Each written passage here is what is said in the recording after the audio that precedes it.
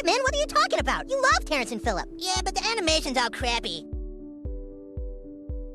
While they are definitely masters of critique, the creators of South Park are not above poking fun at themselves.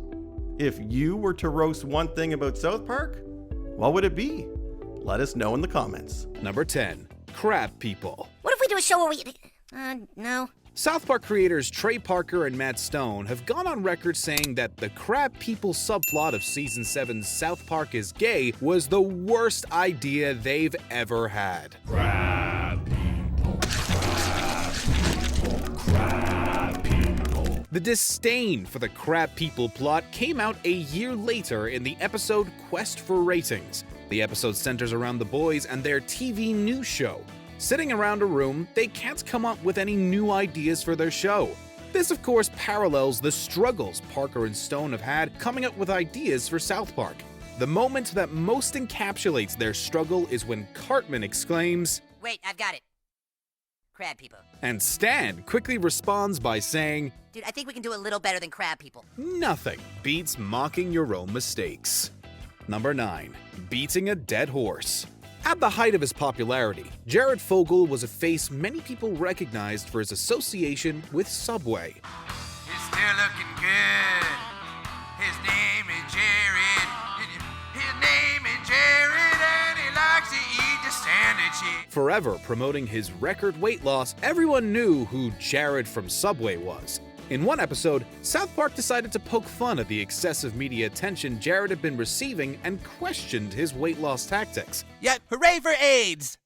Well, that's not really what you say in the commercial. I know, you kind of have to read the fine print at the bottom of the screen. It says I only ate a half-size lean turkey sandwich with no mustard or mayo or anything like that, and then had proper diet and exercise aids. At one point, Fogle can be seen literally beating a dead horse with a baseball bat. I tell my girlfriend I have AIDS and she leaves. I tell the world to get AIDS and they think I'm crazy. I offer to give AIDS to kids and everyone wants me dead.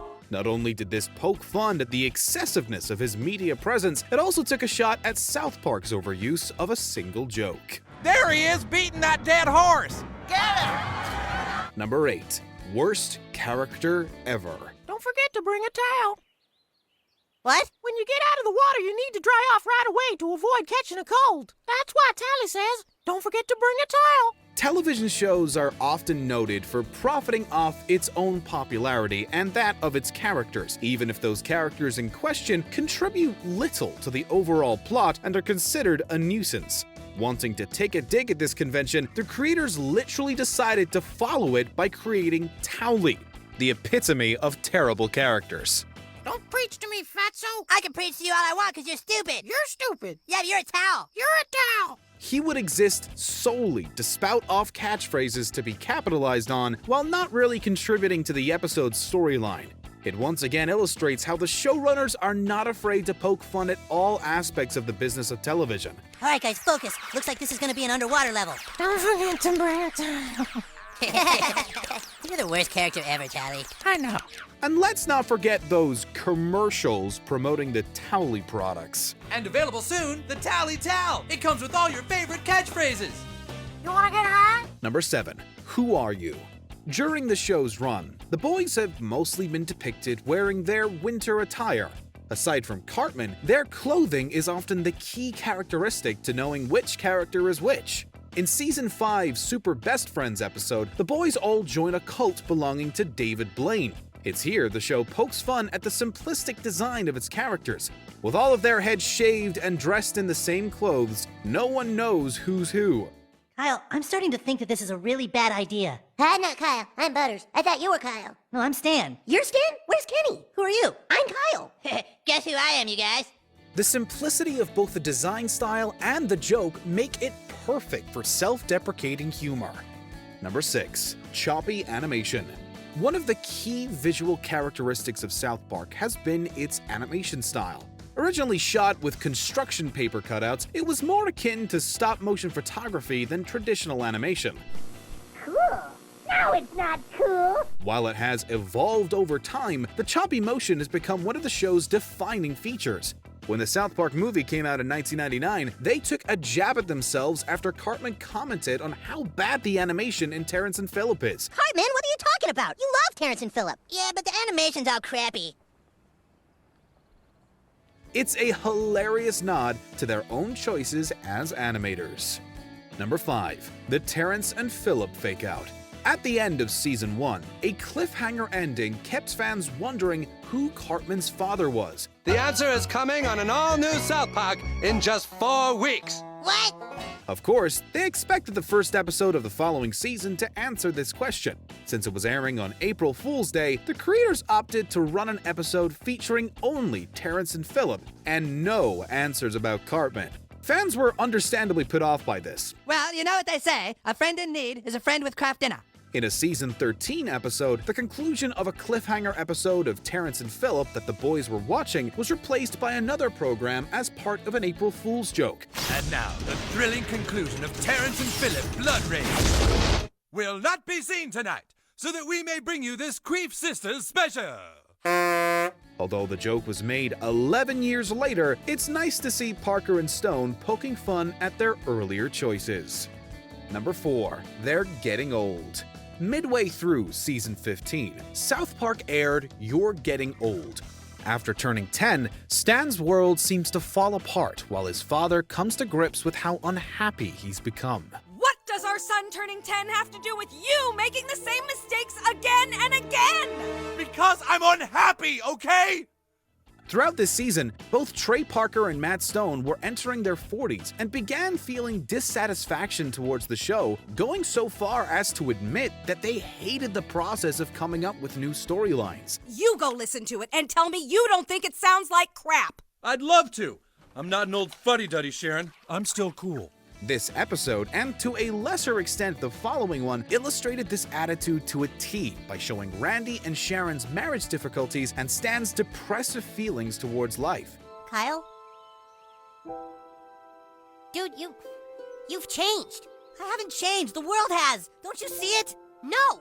It's not a direct potshot at the comedy per se, but it does speak to their attempts to remain topical and interesting. Number 3. Toilet humor. If you go back and watch the first season of South Park now, the show seems so tame compared to what it is now. Young man, you are not to watch that show anymore. It's immature toilet humor. But everybody watches Terrence and Phillip.